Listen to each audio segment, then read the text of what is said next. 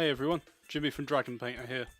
Today I'm going to show you how to paint the Reaper Bones miniature Oman Ruul the Wizard to Ultimate Level standard.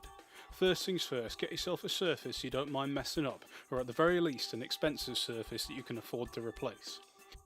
Find some old clothes. All of my clothes are old, so I just throw on anything. First thing we need to do is clean up the casting lines on the model. This is easy with a sharp knife.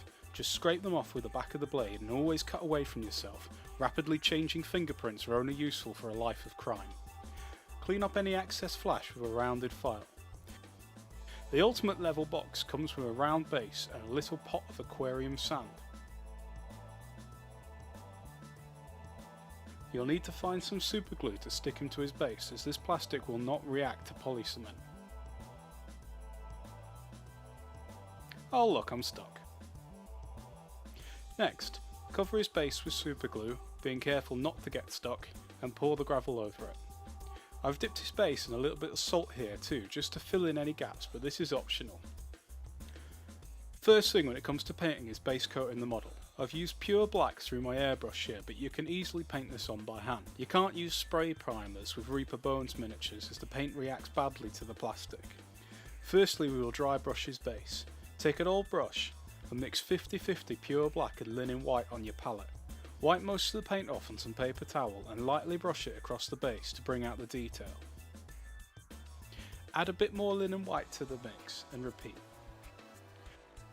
When painting a model to this level, I concentrate on finishing one colour at a time. It helps me to use paints that I've mixed while they're still wet on the palette. Firstly, we'll take True Blue and mix it on the palette with a smidgen of pure black. A tiny amount is all you need to darken the tone considerably. Give his cloak, hat and sash 2 thin coats of this mixture.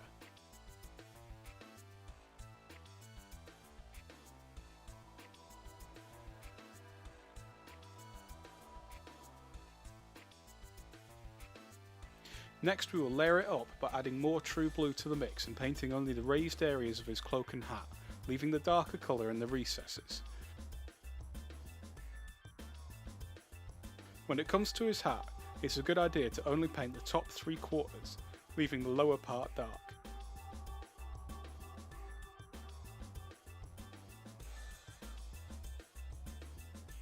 Next, use True Blue on its own and paint the centre of each fold, leaving a bit of the previous colour showing to each side.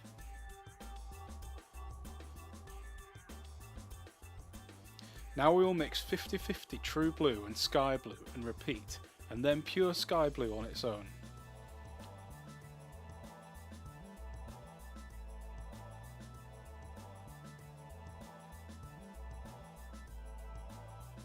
Finally, we will paint the corners and tips of the blue areas with Snow Shadow as a final highlight, as this is quite a bluish grey. And that's his blue areas done.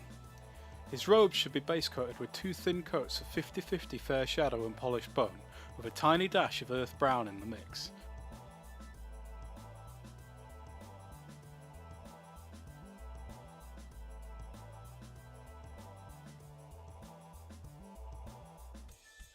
Once this is dry, relayer it with 50-50 Fair Shadow and Polished Bone, leaving the deepest folds the previous colour.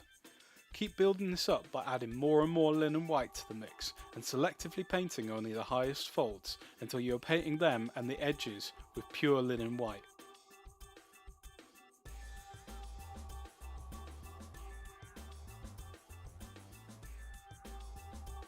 Now we will mix honed steel on the palette with a little pure black and create a gunmetal colour.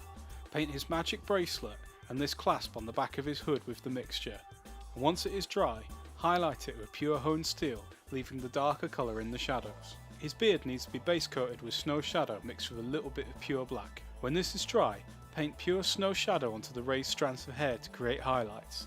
Follow this with a 50-50 mixture of Snow Shadow and linen white on only the highest points, like where his whiskers meet his skin and the very tip of his beard at the bottom.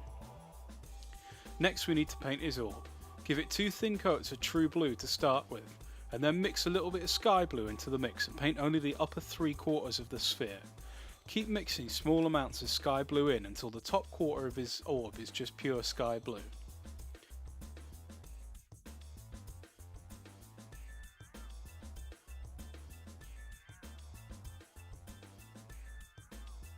Then take your thinnest brush and a little bit of linen white. Starting from the top centre, paint a series of jagged lines down the orb to represent magical energy.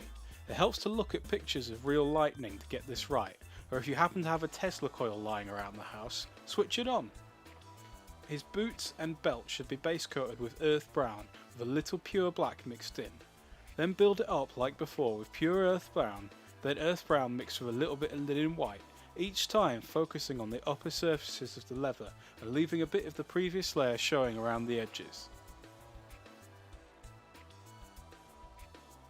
The last major area we should paint is his skin.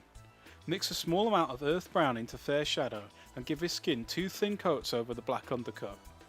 Next paint pure fair shadow onto his skin, leaving the darker mix in all the recesses, like the wrinkles on his face and between his fingers. Repeat this with a 50-50 mix of fair shadow and fair highlight, and finally paint just his nose and cheekbones with pure fair highlight. Lastly, we need to do the fine detail. Paint his fingernails, teeth and eyes with polished bone, and then add a dot of black in the centre of his eyes to make the pupil. We're finished now. At this stage I like to varnish models, especially if they're used for gaming, but the Bones plastic holds the paint really well and this isn't strictly necessary. If you do want to do this, any paint on or spray matte varnish will do. So that's it, Oman Ruul the Wizard painted to ultimate level in just a few hours. May your dice always roll 6s. See you next time.